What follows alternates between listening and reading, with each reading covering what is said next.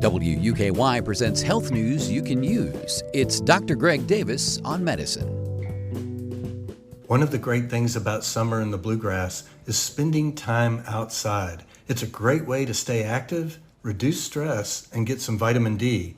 But it's also important to make sure our skin is protected. My guest today is going to talk about just that. Dr. John DeRazio is the Chief of Pediatric Hematology Oncology at the University of Kentucky. John, thank you very much for talking with me today. It has been a while since you and I chatted, and I recently read a piece you did for UK Now about what we should be thinking about in these summer months when we go outside as it pertains to being exposed to the sun. And I guess we can never talk enough about that. Can you tell us a little bit about what we should be looking out for and what precautions we should be taking? Yeah, so sunlight, as it turns out, it's kind of like a double-edged sword, right? You need it to make vitamin D in your body. If you don't have enough vitamin D, your bones get weak and you get this disease called rickets. But you don't need that much sun to prevent that. And the problem with sunlight also is that it has this thing called ultraviolet radiation in it. And there's, no way to be out in the sunshine without also getting exposed to ultraviolet radiation. UV radiation or ultraviolet radiation is a carcinogen. And so it's absolutely linked with at least 3 different kinds of skin cancers, melanoma being the worst one, because that one causes the most deaths from skin cancers.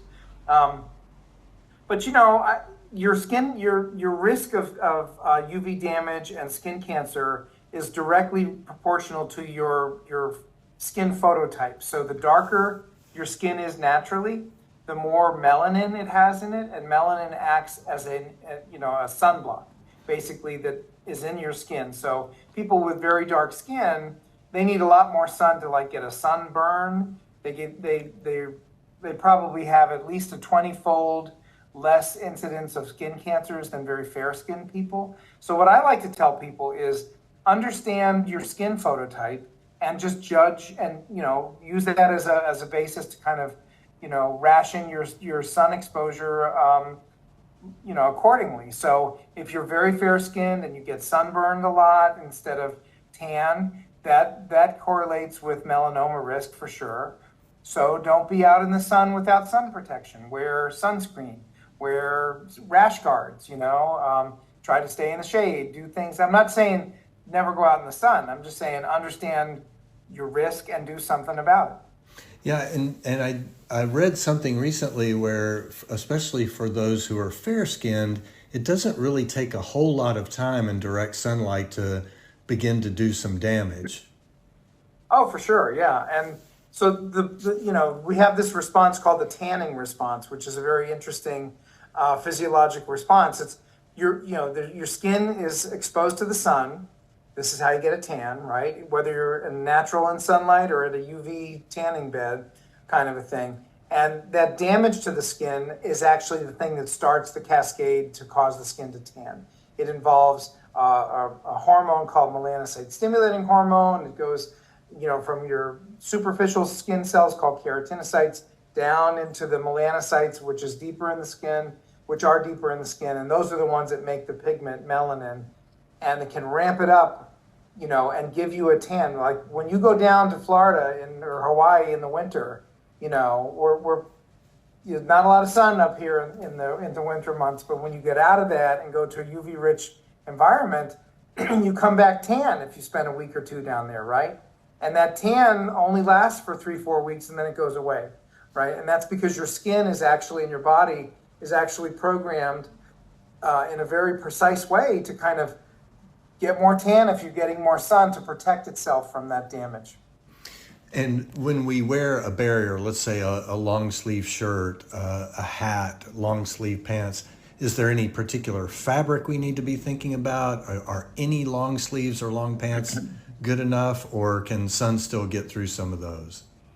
I mean, I think it depends more on the weave, the tightness of the weave, right? I think that most of the fabrics that people use as clothing or as protection are going to have, the ability to block ultraviolet radiation. But if something's very loosely interwoven or very see-through, then I wouldn't expect that to be a very good sunblock.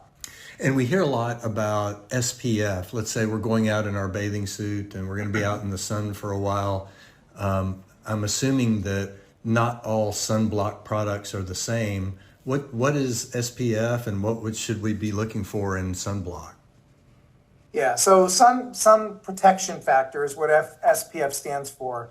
And if you got an SPF of 30, basically it means that when you're wearing that product appropriately, and that's a key thing here, you got to put it on as instructed in the right amount, and also refresh it from time to time, particularly if you're swimming or going to be doing activities where you're sweating and a lot of that's coming off.